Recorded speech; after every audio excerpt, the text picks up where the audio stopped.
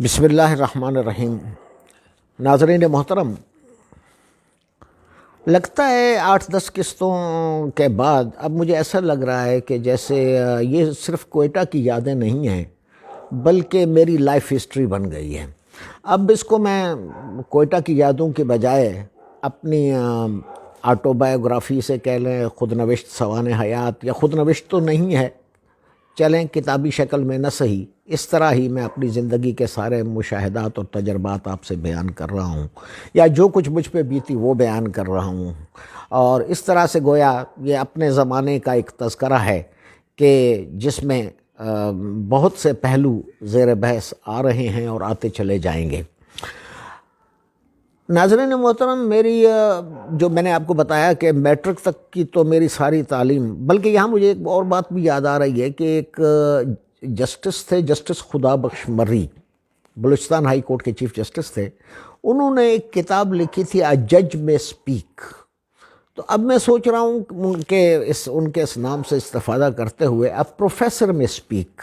میں ایک پروفیسر ہوں، چلو میں بھی گفتگو کر لیتا ہوں۔ انہوں نے کتاب کی شکل میں بات کی تھی، میں زبانی یہ گفتگو ریکارڈ کروا رہا ہوں۔ اب بھلا اگر میں کتاب لکھوں بھی تو اسے کون پڑھے گا؟ اور آج کل تو ویسے بھی کتابیں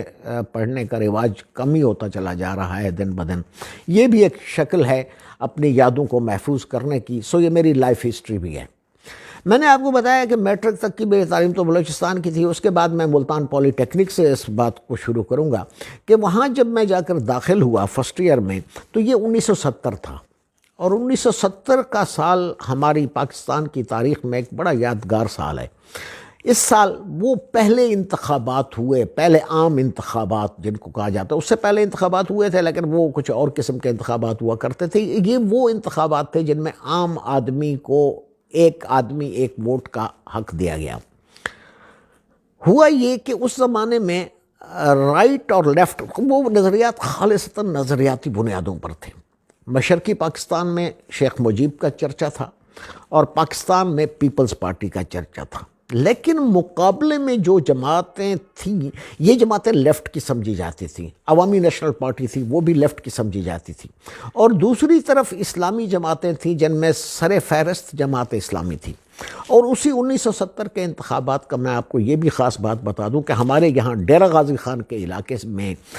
یہ واحد سیٹ تھی جس پر جماعت اسلامی کے امیدوار تھے ڈاکٹر نذیر شہید، وہ کامیاب ہوئے۔ چنانچہ میں نے وہ جلسے دیکھے تھے اور بڑی عوامی قوت کے طور پر جن جماعتوں کو دیکھا تھا وہ پیپلز پارٹی اور جماعت اسلامی تھی۔ اب میں جب پولی ٹیکنک میں گیا تو ایک دن میں ہاسٹل سے نکل کر باہر کی طرف جا رہا تھا تو ایک صاحب مجھے راستے میں ٹہلتے ہوئے ملے، وہ بھی طالب علم تھے لیکن ان کا وہ آخری سال تھا اور وہ کالج سے فارغ ہو کر جا رہے تھے۔ انہوں نے یہاں ایک بیچ لگا رکھا تھا، بیچ جو ایک تکونا بیج لگا رکھا تھا۔ میں نے ان سے پوچھا کہ یہ سلام دعا کی اور اس کے بعد ان سے پوچھا کہ یہ کس چیز کا بیج ہے، تو انہوں نے کہا یہ اسلامی جمعیت طلبہ کا۔ پھر انہوں نے تھوڑا سا تعارف کرایا اور اس کے بعد وہ بیج اتار کر مجھے لگا دیا کہ میں تو یہاں سے فارغ ہو کر جا رہا ہوں، اب آپ اسلامی جمعیت طلبہ کے ناظم ہیں۔ اب میرے لیے بالکل نئی بات، میری کوئی شناخت نہ تھی۔ خیر وہ وہاں ایک راؤ ظفر اقبال صاحب ایک بزرگ ہوا کرتے، اس زمانے میں نوجوان تھے، بعد میں وہ بزرگ ہو گئے اور اب مجھے ان کے بارے میں صحیح معلوم نہیں۔ وہ جماعت اسلامی کے کوئی اس وقت بہت بڑے رہنما تھے یا جمعیت کے بھی رہنما تھے۔ وہ آ کر انہوں نے ہمیں کچھ درس و تدریس کرنا کا سلسلہ شروع کر دیا۔ میں آپ کو یہ بتاؤں کہ اس زمانے میں طلبہ تنظیموں کے بھی جو ہیں وہ اسٹڈی سرکلز ہوا کرتے تھے، باقاعدہ ایک تعلیم دی جاتی تھی۔ پرانی تنظیم تھی نیشنل اسٹوڈنٹ فیڈریشن، وہ لیفٹ کی تنظیم تھی، اس میں تو باقاعدہ اسٹڈی سرکل کا رواج تھا، اور اس کے مقابلے میں جو تنظیم تھی طلبہ تنظیم تھی وہ اسلامی جمعیت طلبہ ہی تھی۔ میرا اسلامی جمعیت طلبہ سے یوں تو کوئی تعلق نہیں تھا، میرے گھر کے اندر اس قسم کا کوئی ماحول نہیں تھا، میرے علاقے میں نہیں تھا، لیکن 1970 کے انتخابات میں چونکہ میں 10ویں کا امتحان پاس کر کے اس زمانے میں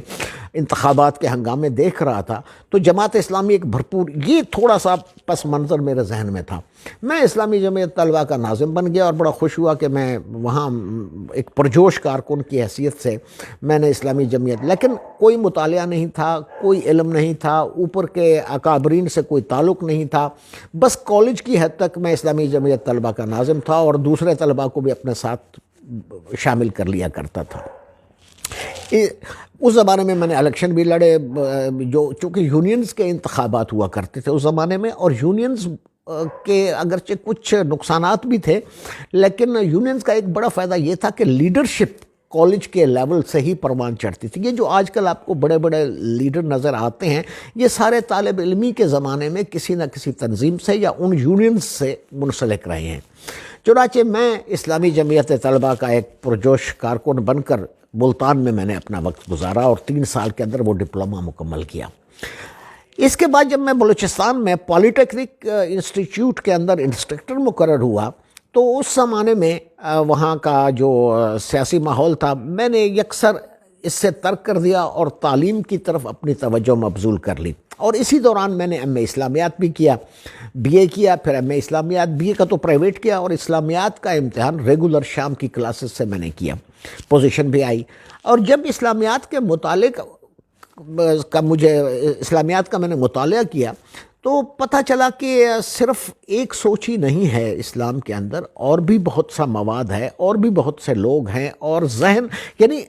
اس زمانے میں جب میں اسلامی جمعیت طلبہ سے منسلک تھا تو ایک فتویٰ بھی جاری ہوا تھا علماء کا اس زمانے میں کہ سوشلزم کفر ہے، اور یہ نعرہ اس لیے لگایا گیا تھا کہ بھٹو صاحب نے جو نعرہ لگایا تھا وہ یہ تھا کہ اسلام ہمارا دین ہے، جمہوریت ہماری سیاست ہے، سوشلزم ہماری معیشت ہے، اور طاقت کے مالک عوام ہیں۔ اب علماء کرام نے ایک فتویٰ جاری کیا تھا کہ سوشلزم کفر ہے۔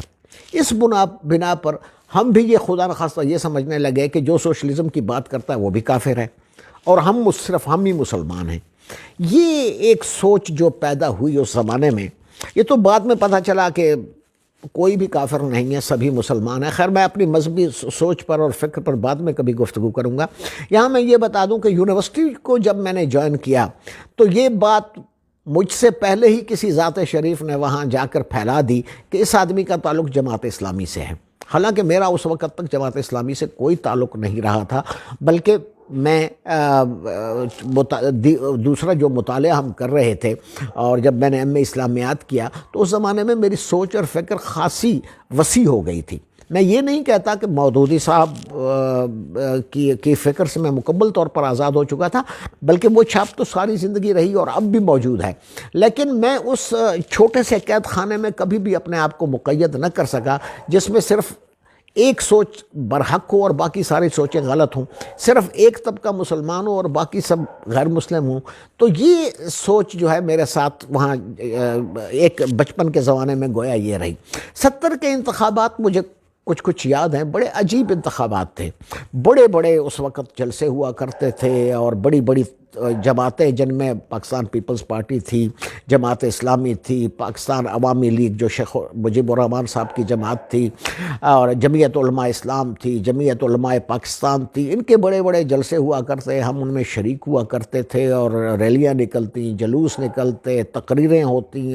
سوچنے سمجھ اس قسم کا الیکشن میں نے اس کے بعد کتنے ہی انتخابات ہو گئے آج تک، لیکن پھر وہ منظر کبھی نہیں سامنے آیا جبکہ نظریاتی بنیادوں پر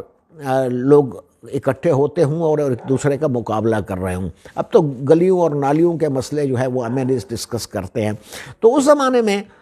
ہم نعرہ لگایا کرتے کہ سبز ہے ایشیا سبز ہے، اور دوسرے جو این ایس ایف اور پیپلز ایس ایف کے لوگ تھے وہ نعرہ لگائے تھے کہ ایشیا سرخ ہے ایشیا سرخ ہے۔ اب تو خیر یہ اس زمانے میں یہ رائٹ اور لیفٹ کی جو تفریق تھی یہ بڑی واضح تھی، بعد میں پھر اب تو یہ تفریق بھی نہیں رہی، اب لیفٹسٹ رائٹسٹ بن گئے ہیں، رائٹسٹ لیفٹسٹ بن گئے ہیں۔ گفتگو ہوتی رہے گی، اجازت دیجیے، اللہ حافظ۔